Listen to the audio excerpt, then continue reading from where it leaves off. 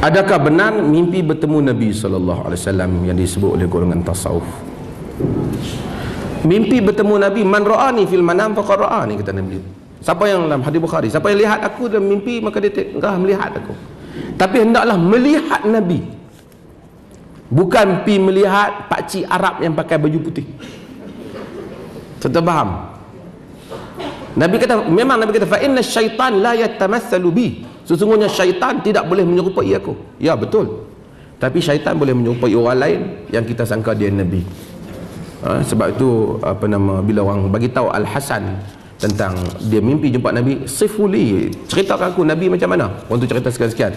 Innahu syaitan, itu syaitan. Dan syaitan tak boleh serupa Nabi. Memang syaitan tak boleh menyerupa Nabi. Dia serupa orang lain, kau sangka dia Nabi.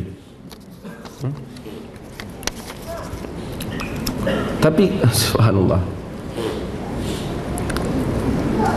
kita kalaulah Allah jadi beri rezeki kita mimpi Nabi, memanglah satu nikmat yang besar.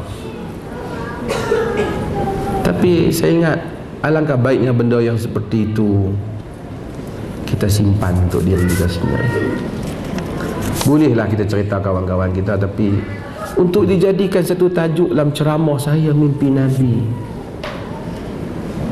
Orang telah mimpi Atha' bin Rabah, orang telah mimpi Nabi telah memuji Atha' bin Rabah.